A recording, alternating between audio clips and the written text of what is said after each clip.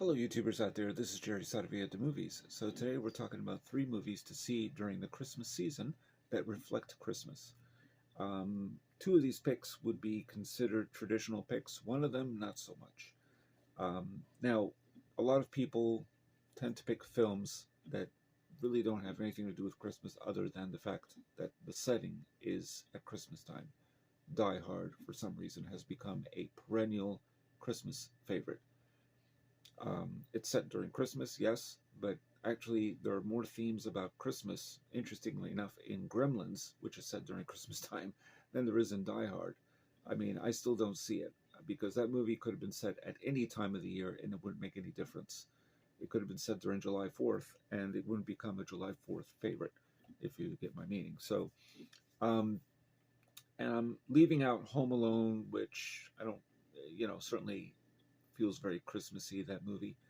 I certainly am not going to include Stanley Kubrick's Eyes Wide Shut, even though it's set during Christmas, because again, the themes of Christmas are not really present in that film.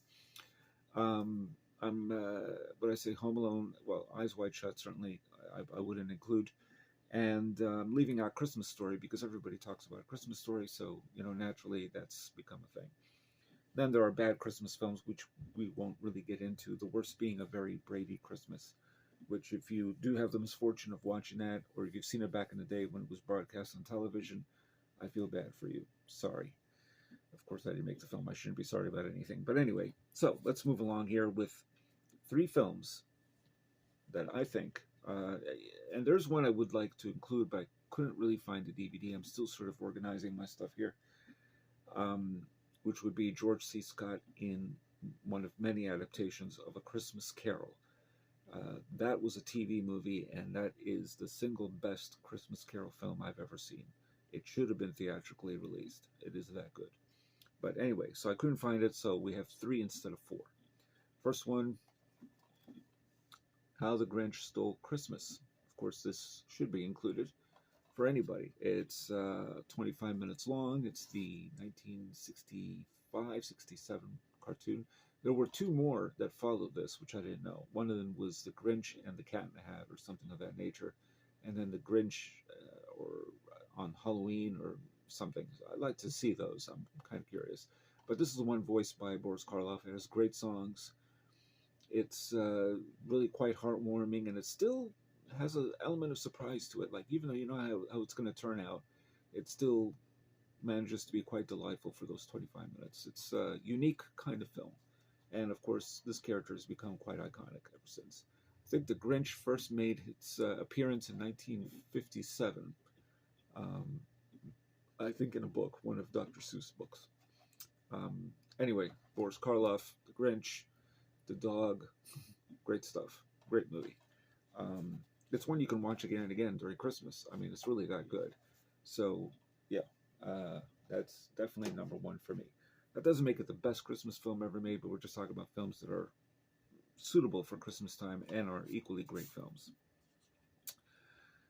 This one is not, I think towards the latter, or part of it is set during Christmas, but I would consider this also a Christmas classic.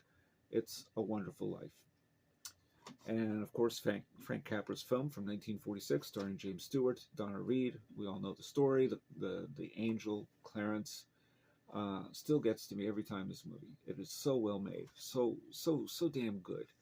And equally interesting is the editing in this film. At times, it employs freeze frames, and then there's a discussion in the heavens between Clarence and God, or something of that nature. It was really, or the head of the angels. I don't even remember. And then you see a starlit sky and it's like stars speaking to each other. I mean, it's really quite extraordinary, this picture.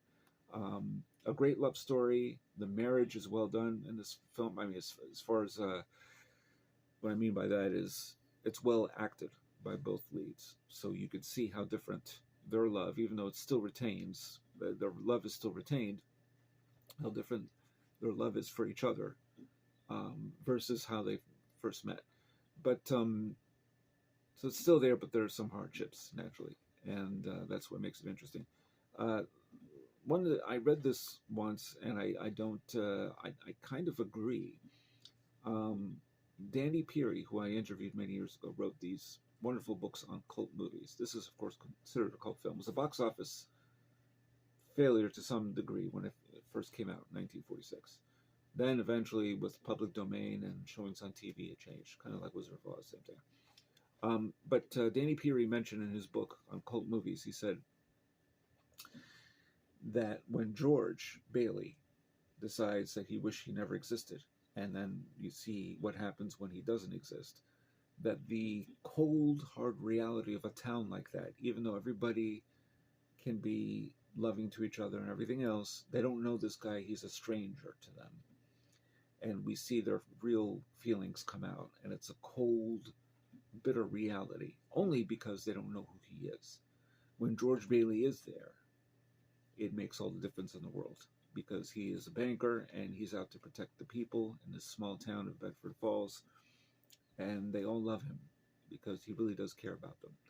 And that's the beauty of this film. So yes, this is the 60th anniversary edition, which actually I haven't even looked at yet. Usually I see it on when it's on TV, but I like to see this, and it has I believe it has a commentary track. So anyway, It's a Wonderful Life. Definitely worth seeing. But definitely worth seeing any time of the year, really. Now, this one is not a traditional Christmas pick, but I think it should be. And I'll tell you why. I was reminded 32 years ago, when I was living in New Jersey. On the radio, they had this program about Christmas songs. It was right around Christmas time. And they said the one song they should be playing on Christmas is one that nobody really thought of playing, but it certainly relates, without a doubt. And that would be Jesus Christ Superstar. And why don't they play that? So I realized Jesus Christ Superstar is definitely worth seeing. Now, obviously, except for the flogging, and if you can deal with the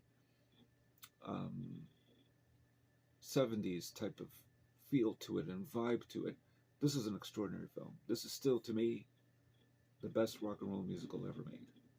It's the most memorable for me. Ted Neely, back to, I hear that next year is the 50th anniversary of this movie. And they are showing the film along with many of the actors that appeared in it in Ewing Township, New Jersey. I can't really make it to that, but it's $20 sometime in January, I think. So, but anyway, this one is certainly worth seeing on Christmas. And because, we're going to celebrate anything, it's certainly the birth of Jesus. So, hence Christmas, Christianity, blah, blah, blah. This is an extraordinary film. And, it's perhaps a little edgier compared to most Christmas fare that you might see, but this is definitely top of the line. Those are the three that I got. I could mention the traditional stuff, Santa Claus is Coming to Town, all the TV stuff, and Rudolph the Red-Nosed Reindeer, but these are the best ones, I think, for sure. The Grinch is my favorite of all the animated films, including any of those that use the puppetry and all that. So those three. Again, Christmas Carol I would have included with George C. Scott, but I don't have it, and the next best version of that is probably Alistair Sim in A Christmas Carol from 1951. And I do have a special little affection for Scrooged with Bill Murray from 1988. I thought that was well done. It's a black comedy, really, but it has a heart to it towards the end. Whether it's forced or not, it doesn't matter. It still kind of works. So yeah, I think Alfred Woodard is in that movie, and Karen Allen also. So anything with Karen Allen plus Bill Murray, and it's funny, and Carol Kane, it's a pretty good cast. So anyway, so those are the ones.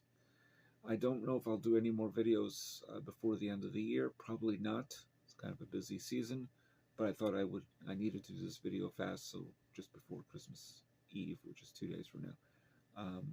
Anyway, I hope you enjoyed my choices. Do you agree?